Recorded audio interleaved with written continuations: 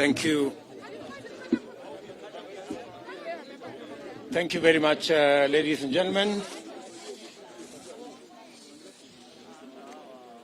Asanteni sana. Ladies and gentlemen, thank you very much for finding time. I want to welcome the membership of the fourth estate, our press teams. Karibuni sana katika makao haya ya naibu wa rais wa Jamhuri ya Kenya. And by way of beginning, we have concluded the parliamentary group meeting for the Hustler Nation movement that encompasses members of parliament from different political parties that have now converged as members of one parliamentary group meeting. We have discussed a myriad of issues. We have discussed about our political formation, the United Democratic Alliance.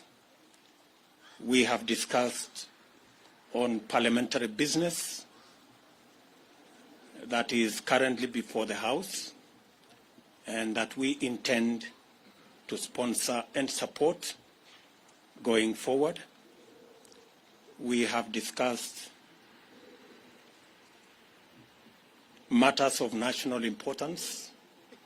We've had a long discussion on the current situation in the country, especially relating to the COVID-19 pandemic that has ravaged the country. We took the position as a team when the Ministry of Health announced the surge in numbers to reschedule all our public engagements until further notice, as I announced formally on my social media platform. We've had also an in-depth discussion on matters to do with what we believe should be the current engagement on managing the COVID-19 pandemic, especially with reference to vaccination.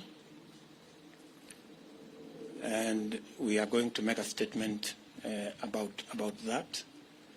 We also appreciate this political situation in the country, and we've also discussed on other matters of housekeeping and how we intend to engage the public in our responsibilities, different responsibilities as members of parliament, as senators, and as leaders in the Republic of Kenya. Ladies and gentlemen, we have a short statement that we are going to make. We appreciate that, as we said about 2 years ago, that it was the intention of this team to change the political conversation in our country. We are very proud and happy that finally the conversation in Kenya has changed. And today we are not discussing about constitutional change. We are discussing matters economy. That we are not engaged in an exercise of trying to create positions for leaders, that we are in the passionate engagement to see how we can create jobs for ordinary citizens.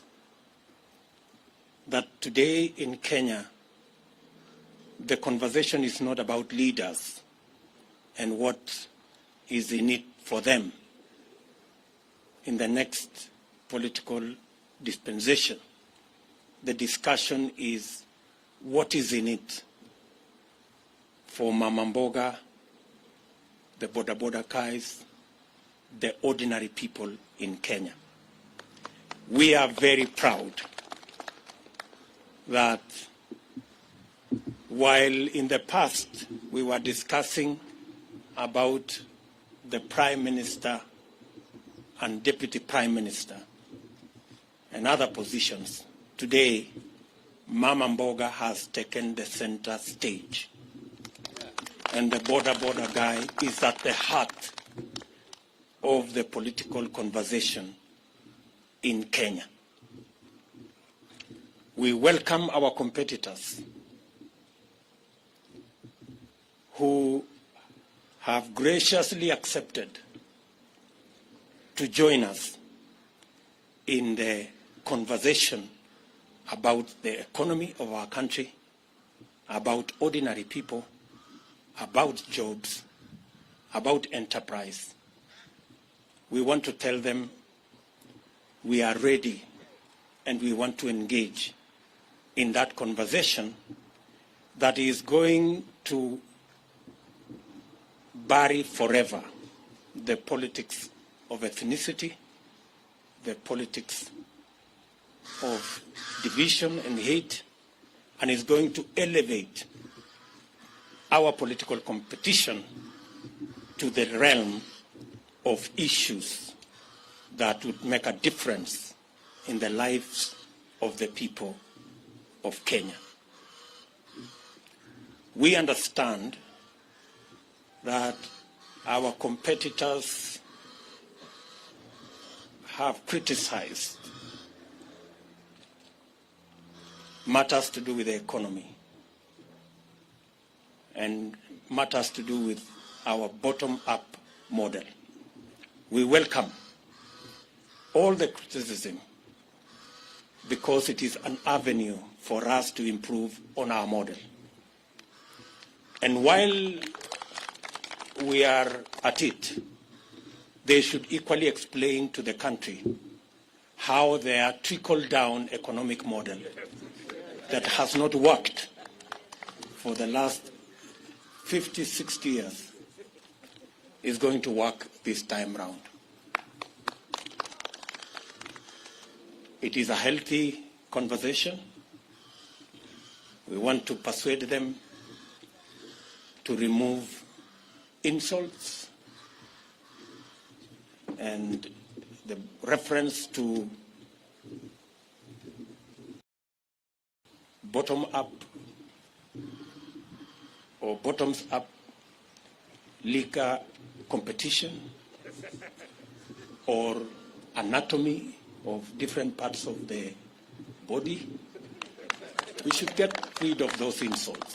Let us have a healthy competition, a conversation about the economy of our country. Kenya will be a lot better, and Kenya stands a chance to be greater when we all engage in issues, especially on the bottom-up economic model, to lift the millions of citizens of our nation that today either are jobless or are hustling, or farmers and pastoralists and herders who are on food relief. It is our very considered view that our focus on these 15 million Kenyans will not only help us broaden and expand and recruit new taxpayers. We will have the necessary, they will help us to raise the necessary resources to run government, and also the necessary resources for us to retire debt that is becoming a crisis in our country. I do not wish to say more than that. Let me now request, starting with Alice Wahome, to begin our statement. Alice. Yeah, thank you. Thank you, Your Excellency. Members of the press, this is a written statement signed by all the members that are present for this press conference. I'll start. Kenyans desire a new, inclusive, people-centered conversation on the future of our nation. That's our title. The governing Jubilee Party has collapsed. The opposition NASA coalition has disintegrated. The Hasra nation has found a new home in the United Democratic Alliance. We welcome all Kenyans who desire a greater future to join us in the United Democratic Alliance. In 2017, Jubilee was elected by an overwhelming majority on the platform of the Big Four agenda that was anchored on the success of the party's first term. Subsequently, a merger of the governing party and the opposition coalition was occasioned by the handshake that was presented ostensibly as a framework for peace and economic growth. Kenyans initially welcomed this development and hoped that the promise of a peaceful environment would facilitate the implementation of the Big Four agenda and enable the Jubilee administration to continue with its development plan. That was never to be. I will now call Soipan to continue with the statement.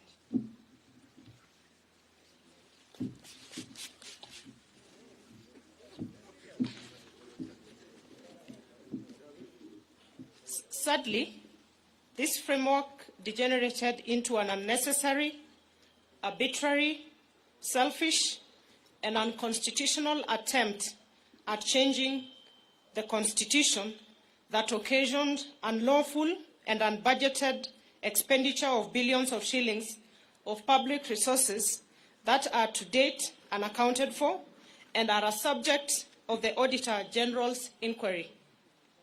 Little wonder, a recent survey has shown that 72% of Kenyans believe that the country is headed in the wrong direction.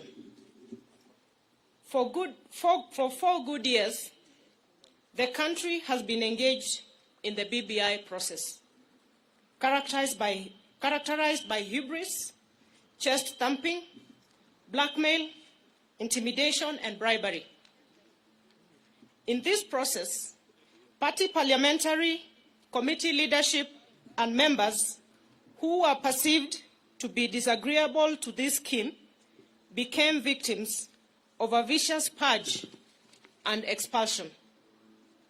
Besides, the criminal justice system, Kenya Revenue Authority, and other state agencies were mobilized and weaponized to intimidate, blackmail, victimize, and persecute leaders, business people, and ordinary Kenyans perceived to be opposed to this unconstitutional order, BBI, and its anti-people recommendations. This provided a leeway for the attempted vandalism of the Constitution of our country. Fortunately, the judiciary made a very profound decision affirming the supremacy of the people, their Constitution, and independent institutions. Honorable Cecily Mbarire.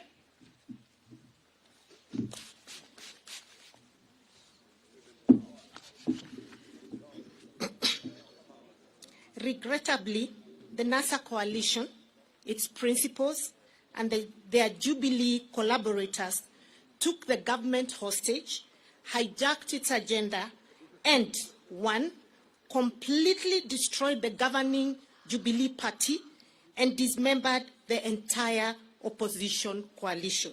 2, emasculated Parliament, undermined the rule of law, threatened the independence of the judiciary, and emboldened impunity. 3, sabotaged job creation, universal health coverage, food security and manufacturing, thus cutting the entire Big Four plan. 4, criminalized hustler enterprises in places like Nyamakima, Gikomba, Kamukunji, Kirinyaga Road, and River Road, amongst others. 5, presided over the brutal or inhuman evictions and demolitions of the vulnerable and destruction of private property in places like Kariobangi, Ruai, amongst many other places across the country.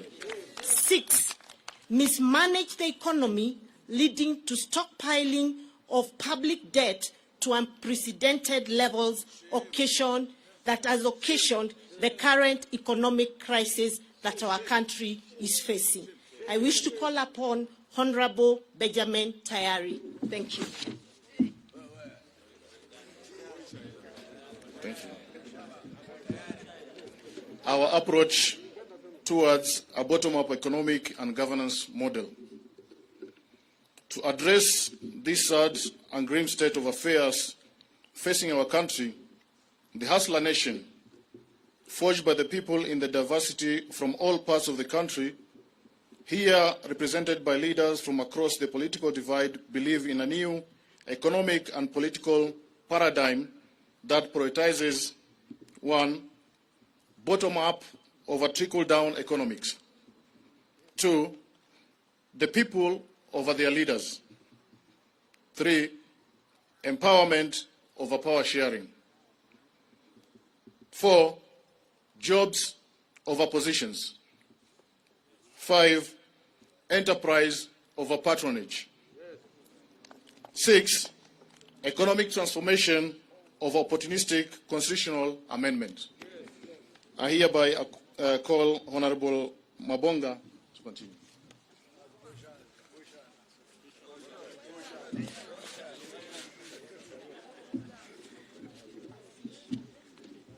Focused on this new paradigm and through a bottom-up economic and governance model, it's possible to enable the over 15 million Kenyans at the bottom of the pyramid to be active and meaningful participants in the economy through deliberate, 1, public/private labor-intensive investment framework to create jobs.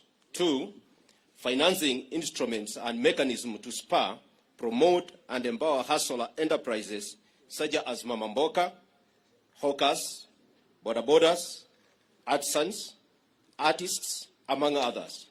And then 3, facilitation and enhancement of productivity of farmers, pastoralists, fisher folk, and other actors within agriculture value chain.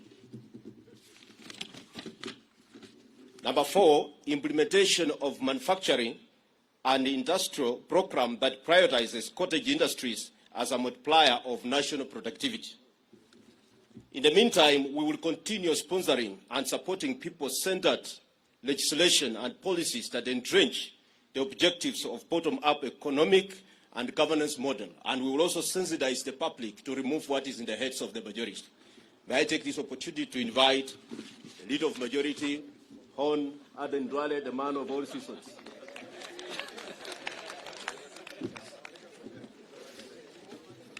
Thank you, Member for Bumula.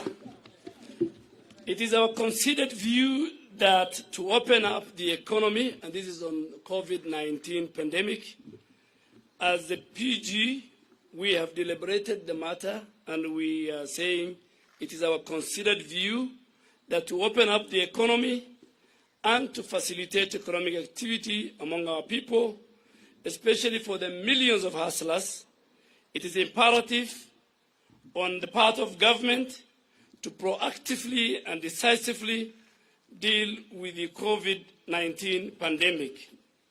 Currently, our country in the world is focused on the speedy mass vaccination of its population.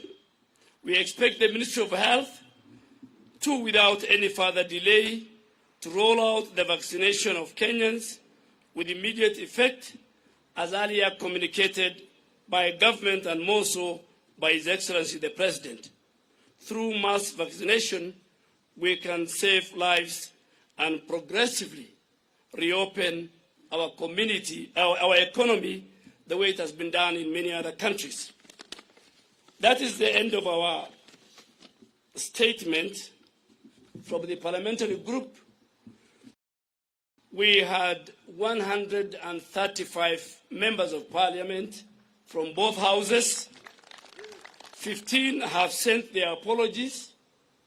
We have 2 of our governors, the governor for Turkana, Governor Nanok, and the governor for Nandi, His Excellency Governor Sang. And I think you have heard what the PG has discussed. Any other question you want to ask, if it is not part of our statement, that means it was not an agenda and we will not discuss it. But I think, as the Deputy President has said, mine is to send a message to our competitors, because the election is about 1 year to come. They believe in constitutional reforms and constitutional change.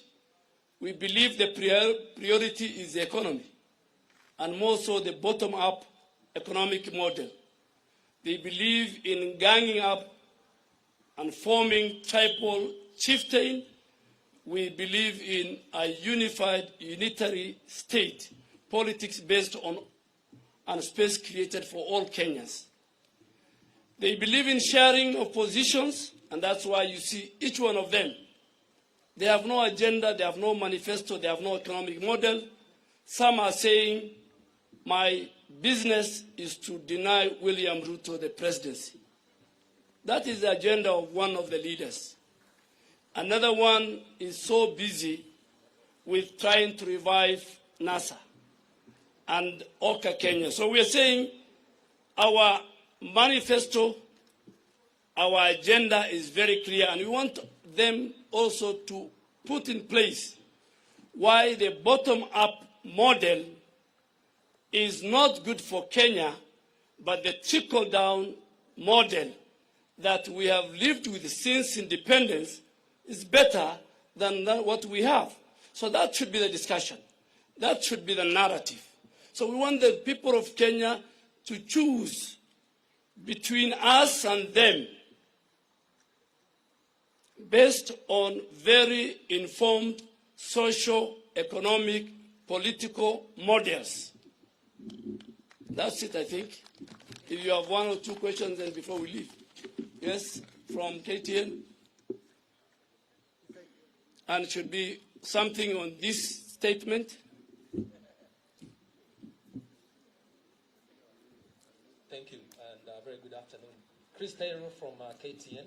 2 questions. One, from your statement, you seem to be people who are not happy with the Jubilee Party that most of you members of parliament have voted in. And to an extent of the juniors going ahead, even frustrating the second person in command in the country. Then one would ask, why not call it a day and you all resign? And I can see you have a formidable team go to the ground and let me help you for votes. The second question. The second question. I would like to know the issue to do with PEP, the People's Empowerment Party. There have been reports that there have been some wrangles between PEP and UDA, especially in the Mount Kenya region. And that's the reason why the Gatundu South Member of Parliament, Moses Kuri, is not around. Maybe you can confirm that. I think the first one, let me tell you, the members sitting behind me are members of United Democratic Alliance. We are in Jubilee normally, but the current and the future party of ours is UDA. So any other party we will not discuss. And I think, too, we will not discuss about the person and the institution of the Deputy President. That was not part of our discussion as a PG. Any other question? My friend from NTV.